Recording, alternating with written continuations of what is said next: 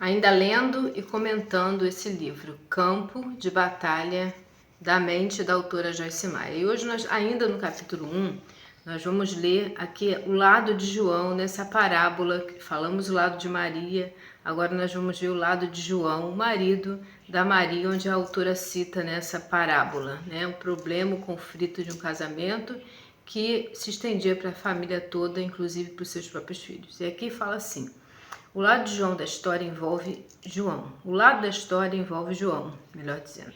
Ele também tem problemas que contribuem para a situação como ele e Maria deparam no casamento, no lar e na família. João deveria estar tomando seu lugar como chefe da família. Deus quer que ele seja o pastor do seu lar.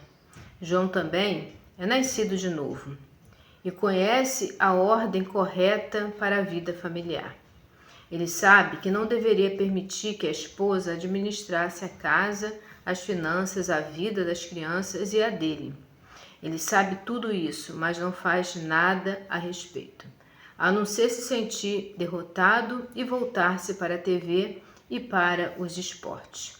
João está se escondendo da responsabilidade porque ele odeia o confronto.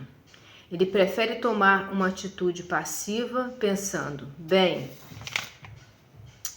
quem sabe se eu deixar a situação como está, ela se conserta por si mesma. Ou ele se desculpa por fazer alguma coisa, como ao dizer: vou orar sobre isso. Claro que a oração é uma coisa boa, mas não se for apenas uma maneira de fugir da responsabilidade. Ou seja, nós vemos aqui que João, ele tentava fugir das suas responsabilidades como homem, como chefe da família. Ele dava desculpas, ele fugia, ele se esquivava. Assim ele era. Nós vamos descobrir mais à frente o porquê ele agia assim. Vamos ler mais à frente nesse capítulo. João deveria estar fazendo muitas coisas, mas como Maria, ele também tem opiniões já formadas que abrem a porta para que o diabo as mantenha. Há também uma batalha se travando na mente de João, como de Maria. Ele também sofreu abuso na infância. Sua mãe era dominadora, sempre dizia: João, você é um desastre. Você nunca será nada. Então, assim como Maria tinha fortalezas na sua mente devido à sua criação de um pai abusivo e espancador, João tinha uma mãe, vamos dizer assim, narcisista. Ela botava ele para baixo, ela colocava o tempo todo ele como uma pessoa fracassada, uma pessoa, ruim, no sentido de ele não seria nada na vida, vamos dizer assim. Então, esse era o João. Então vamos continuar. João é uma pessoa apagada que simplesmente prefere não atrair atenções. Nós estamos pulando alguns trechos para não se prolongar muito a leitura aqui do livro, e eu vou dar também o meu comentário, inclusive já estou dando aqui, falando o meu comentário durante a leitura desse livro. Então diz assim: João é uma pessoa apagada que simplesmente prefere não atrair atenções. Por anos ele tem pensamentos em relação a si próprio, mais ou menos assim: não faz sentido dizer o que você pensa. Ninguém te ouvirá mesmo. Se você quer que a pessoa o aceite, precisa apenas concordar com o que elas queiram. Ou seja, ele era uma pessoa que não tinha personalidade. Aquela pessoa, tipo assim, como as pessoas falam: Maria vai com as outras. Tá tudo bem, tá tudo certo, desde que você seja aceito ali no contexto onde você está inserido. A família ou no ambiente de trabalho. Era uma pessoa que não tinha opinião própria, ele queria agradar todo mundo, por isso ele se esquivava de dar a sua opinião. Por quê? Porque a mãe dele, narcisista, provavelmente, a autora não cita aqui esse nome narcisista, mas uma mulher que fazia o filho se sentir sempre o menor, o desvalorizado e aquela pessoa que nunca tinha atenção da mãe e nem de ninguém. Ela achava que ela fazia ele entender que ele não teria atenção de ninguém. E assim continua. As poucas vezes que ele tentou dar sua opinião sobre o assunto, pareceu-lhe sempre acabar perdendo. Então, finalmente, ele decidiu que o confronto não valeria a pena. Eu vou perder de qualquer forma no final, ele dizia. Ele raciocinava. Então, por que começar qualquer coisa?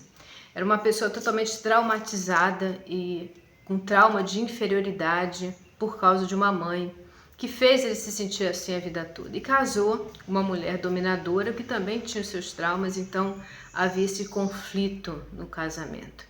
Ela, por sua vez, querendo tomar o lugar que não era dela, de cabeça, e ele, por sua vez, deixando ela assumir o papel que não era dela e se esquivando, sendo um homem fraco nas suas atitudes dentro de uma casa. Ele não tomava postura de chefe da família nem de sacerdote do lar. E isso trazia problemas, como nós vimos aqui no início, né, dessa parábola, onde até os filhos sofriam problemas de saúde por causa desse casamento conturbado e disfuncional que era o casamento de João e Maria, né? Onde a autora cita João e Maria fazendo ali uma alusão, uma parábola, porque ela com certeza era um caso real, mas ela não quis dar nomes às pessoas, né, aos personagens que ela conheceu. Então provavelmente tenha sido, né, um casal que realmente tinha problemas, e ela deu essa alusão, fez essa alusão falando dessa parábola, citando o nome de João e Maria. E vamos finalizar aqui esse capítulo 1, falando o seguinte, a saída. Na verdade, eu quero chegar logo no finalzinho, onde ela diz assim, a autora diz assim: espero que você veja nesse exemplo da parábola como Satanás toma nossas circunstâncias e constrói fortalezas em nossa vida. Como ele trava a guerra no campo de batalha da mente. Mas graças a Deus nós temos armas para destruir as fortalezas. Deus não nos abandona e nem nos deixa desamparados. A primeira carta aos Coríntios, capítulo 10, versículo 13, nos promete que Deus não permitirá que sejamos tentados além do que podemos suportar. Mas com cada tentação ele também providenciará a saída e o escape. Qualquer um de nós pode ser Maria ou João. Estou certa de que a maioria de nós de alguma forma se identifica com o cenário. Ou seja, algum de nós já tivemos algum comportamento que nós vivenciamos na nossa infância que nos associa ou que nos torna semelhantes ou a Maria ou a João. E aqui ela fala sobre isso. Qualquer um de nós pode ser Maria ou João. Estou certa de que a maioria de nós de alguma forma se identifica com o cenário. Seus problemas são internos, em seus pensamentos, em suas atitudes. Seu comportamento externo é apenas o resultado da sua vida interior. Satanás sabe bem que se ele puder controlar nossos pensamentos, ele poderá controlar as nossas ações. Então entenda, ela quer dizer aqui que aquilo que sai de nós, o nosso comportamento, primeiro ele começa no nosso interior. Uma vivência que nós tivemos lá atrás, de repente na infância, que faz muitas vezes nós termos hoje em dia comportamentos que, na verdade, não são da vontade de Deus, mas sim são fortalezas que o mal estabeleceu dentro de nós mesmos. E nós precisamos romper com isso para que nós venhamos ver assim a bênção, a totalidade da bênção de Deus na nossa vida, também na nossa família. E ela conclui esse capítulo 1 dizendo o seguinte: você pode ter algumas importantes fortalezas em sua vida que precisam ser quebradas. Ela diz isso para mim e para você que está aqui acompanhando essa leitura. Você pode ter algumas importantes fortalezas em sua vida que precisam ser quebradas. Deixa-me encorajá-lo dizendo: Deus está ao seu lado. Deus está ao seu lado. Há uma guerra se desenrolando. A sua mente é o campo de batalha, mas a boa notícia é que Deus está lutando ao seu lado. E assim como Maria e João, eles puderam, né? Eu acredito que ao longo da vida eles puderam identificar isso e venceram, porque sim, em Cristo nós temos vitória contra todo o mau sentimento, pensamento e atitudes. Ele pode, mas sim nós devemos entender que precisamos assumir o controle e pedir a Deus que Deus nos ajude a mudar. Ajude a ressignificar o passado e, de fato, nos tornarmos a nova criatura que Deus nos quer que nós sejamos em Cristo Jesus. Então, ela encoraja isso a nós buscarmos a Deus, porque assim, através da palavra, através da leitura da palavra, através de orações e jejuns que nós vamos vencer essa batalha. Batalha na mente que se trava na nossa mente, né? E voltando um pouquinho, ela fala sobre isso. A verdade é sempre revelada por meio da palavra. Mas, tristemente, as pessoas nem sempre a aceitam. Então, precisamos aceitar que precisamos mudar, ressignificar e transformar a nossa mente em Cristo, mas infelizmente ela fala aqui que nem todas as pessoas aceitam. É um penoso processo encarar nossas falhas e lidar com elas. De forma geral, as pessoas justificam o seu mau comportamento.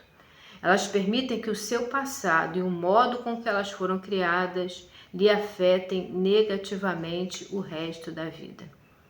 Nosso passado pode explicar por que nós estamos sofrendo, mas não devemos torná-lo como desculpa para permanecer escravos dele. Ninguém tem culpa, ou melhor, ninguém tem desculpa, porque Jesus está sempre pronto a cumprir sua promessa e libertar os cativos. Ele nos conduzirá à linha da chegada da vitória em qualquer área que estivermos prontos para caminhar toda a estrada com Ele. Ou seja, Deus nos ajuda quando nós permitimos que Ele nos ajude. Tem pessoas que elas identificam que ela tem traumas do passado, mas ela não deixa Deus modificá-las. E como que não deixa Deus modificar? Quando ela se fecha, achando que ela tem razão, achando que ela é superior, achando que ela está sempre certa, quando na verdade o primeiro passo para uma pessoa ser transformada, ter a mente transformada e renovada em Cristo, ela aceitar, ela encarar suas falhas, os seus erros e pedir a Deus que Deus a ajude a mudar, a tomar um novo rumo e também fazer com que a vida dela seja transformada através das suas atitudes positivas, indo em direção do caminho da mudança. E Deus pode ajudar. Essa é a boa notícia, mas sim, nós precisamos querer. Que esse livro tenha ajudado você. E se você precisa, mudar o seu comportamento, de repente você se identificou aqui no iniciozinho da leitura, no primeiro capítulo desse livro, com a história de João e Maria, né? Essa alusão, essa parábola que a autora fez.